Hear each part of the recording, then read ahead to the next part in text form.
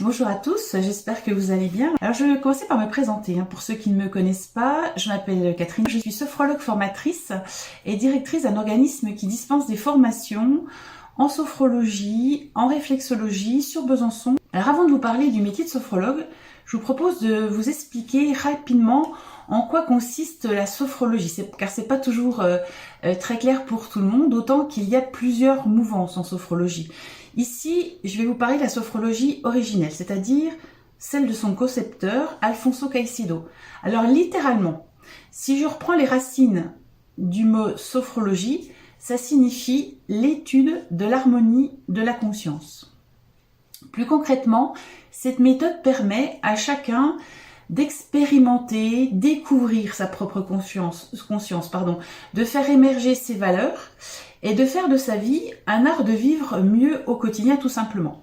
C'est une approche, me direz-vous, du développement personnel. Effectivement, on a tendance à dire que la sophrologie, c'est du développement personnel. Non, ce n'est pas que ça. Mais effectivement, la relation avec le développement personnel et la sophrologie, c'est que ça va permettre aussi une meilleure connaissance de son corps et donc amener à une meilleure connaissance de soi et donc à une meilleure confiance en soi. En sophrologie, il faut se laisser le temps nécessaire pour expérimenter dans des entraînements quotidiens les divers outils qui vont être mis à disposition de la personne, car la répétition des pratiques régulières, ça va être la vraie force de cette méthode. En effet, nos croyances limitantes sont souvent bien ancrées en nous, malheureusement, et difficiles à déloger avec tous les a priori qu'on peut avoir. Il va falloir donc s'entraîner régulièrement pour faire de la sophrologie une nouvelle hygiène de vie et pour créer de peut-être nouvelles habitudes, de façons de voir différentes qu'on avait jusqu'à maintenant. Alors en quoi consiste le métier de sophrologue ? Avant tout, il est important que je vous précise qu'un sophrologue n'est pas un médecin. Voilà, ça c'est fait, c'est dit. Voilà. Il a un rôle d'accompagnant auprès de ses clients. Vous voyez, là je parle de clients, je ne parle pas de patients. C'est un métier d'aide à la personne, c'est un professionnel qui peut intervenir dans divers champs d'application et dans diverses structures différentes. Alors les champs d'application sont nombreux, ils sont divers et variés, donc je vais vous en citer quand même quelques-uns, que vous ayez une petite idée du genre d'accompagnement qu'un sophrologue peut faire. Donc dans la gestion du stress, de l'anxiété, des crises d'angoisse, des troubles du sommeil, de la concentration, des troubles alimentaires.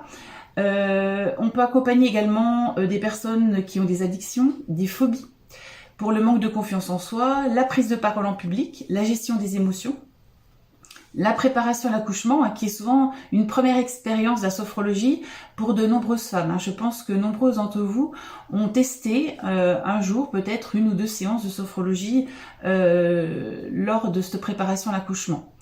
Donc bien sûr, cette liste, elle est loin d'être exhaustive, mais cela vous donne une idée des nombreux domaines dans lesquels la sophrologie peut être une aide très précieuse. Alors le plus souvent, le sophrologue pratique en cabinet ou au domicile de ses clients. Mais ce que l'on sait moins, c'est qu'il peut intervenir dans différents secteurs d'activité. Alors je vais vous en citer quelques-uns, par exemple le milieu sportif, dans la gestion du trac, pour les athlètes, les sportifs, d'aider à la concentration, à la récupération mentale et physique, la cohésion d'équipe et l'amélioration de la performance. Voilà, ça c'est des idées, ça peut aller au-delà bien entendu. Dans le milieu artistique également, pour aider à la concentration, au développement de la créativité, l'amélioration de la prise de parole en public, etc. Dans des centres de bien-être et de cure thermale, où là ça sera peut-être plutôt une approche sophro-relaxation.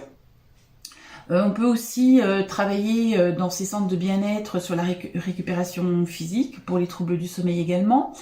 On intervient de plus en plus, et ça c'est une bonne chose, dans les entreprises, pour par exemple de la cohésion d'équipe, la communication interne, externe, accompagner au changement, l'amélioration de la performance aussi, etc.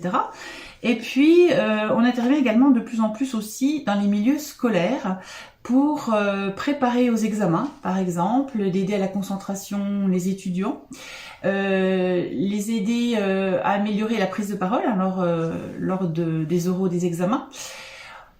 On intervient aussi en milieu hospitalier ou autres structures médicales pour la gestion de la douleur, les troubles du sommeil, l'acceptation de la maladie, travail sur l'image de soi, l'acceptation du changement, par exemple après une amputation d'un membre, d'une ablation d'un sein après un cancer chez une femme, la rééducation aussi.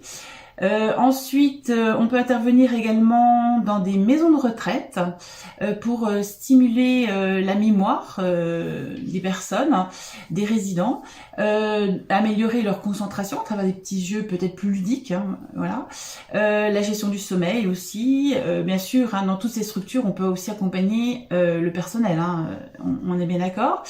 Les milieux associatifs, les centres sociaux, où là on va pouvoir faire des cours collectifs et des ateliers sur différentes thématiques. Et puis une structure qu'on a moins l'habitude de voir et dans lequel on pense peut-être pas intervenir, c'est le milieu carcéral. Effectivement, un sophrologue peut intervenir et accompagner les personnes dans la gestion de la violence, la relation aux autres, préparer la réinsertion sociale, hein, après plusieurs mois ou plusieurs années où on était privé de ce genre de liberté, c'est pas simple de se réinsérer, travailler la confiance, l'estime de soi.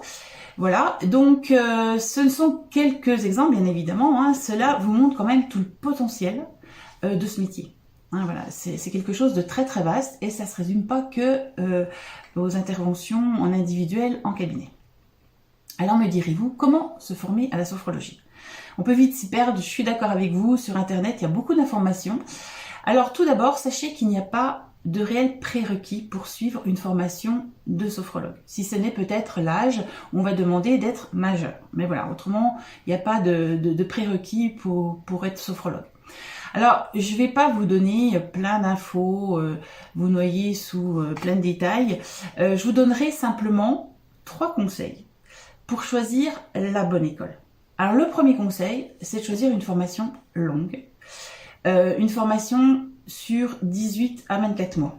Car vous aurez compris que dans ce genre de métier, il faut du temps pour faire un travail sur soi avant de pouvoir accompagner des personnes qui sont en souffrance ou qui sont voilà, qui ont des attentes bien particulières, des besoins. Et puis parce que personnellement, moi je connais pas de métier où on peut se former en 6 mois à la va-vite. Ça voilà, c'est pas un bon plan. Hein. Il faut prendre son temps et pas se presser. Alors je sais qu'il y a des fois il y a des projets qui font que bah voilà, il faudrait que dans 7-8 mois je sois sophrologue. Prenez le temps d'y réfléchir. Hein, ça vaut le coup. Le deuxième conseil, c'est de choisir une formation avec un nombre d'heures conséquentes, au moins 300 heures. Hein. Généralement, on va dire une grande majorité des écoles proposent des formations de 168 heures. Alors je dis pas que c'est mal, hein, c'est pas vrai du tout, mais dans les formations de 300 heures, on a beaucoup plus de temps pour la pratique. Il y a vraiment un grand nombre d'heures, presque plus de la moitié de ces heures, qui sont réservées à la pratique. On va travailler sur des cas, sur des thématiques particulières, on va faire des jeux de rôle, voilà, où un stagiaire va faire le rôle de sophrologue, etc. On va préparer des protocoles. Là. Ça, c'est quelque chose d'important aussi, qu'il faut tenir compte aussi. Et il faut penser que l'entraînement, toutes ces expériences que vous allez faire vont vous permettre d'avancer sur le chemin du changement. Et donc, il faut vraiment passer par ce cap-là, hein, de l'entraînement, de la pratique, des heures et des heures de travail. Alors, le dernier conseil que je pourrais vous donner, c'est de tenir compte de vos propres ressentis, hein, du ressenti que vous avez lors du premier contact avec le centre de formation que vous contactez, soit par téléphone, par mail, peu importe. Il faut que vous vous sentiez bien et en confiance. Dites-vous que si vous devez passer 18 mois ou 24 mois dans une structure où vous ne vous sentez pas bien, ça va être compliqué. Hein. Donc voilà, là laissez votre intuition vous guider, elle ne vous trompera pas. Hein. Voilà, bon écoutez, j'espère vous avoir éclairé sur la sophrologie, sur le métier de sophrologue. Hein. C'est peut-être un peu moins flou, j'espère, pour vous. Voilà, et si vous avez des questions sur le métier, sur la formation, eh ben n'hésitez pas à me contacter en MP ou me contacter au 03 81 48 37 50. Je vous souhaite une très bonne journée et puis je vous dis à bientôt pour un autre live peut-être.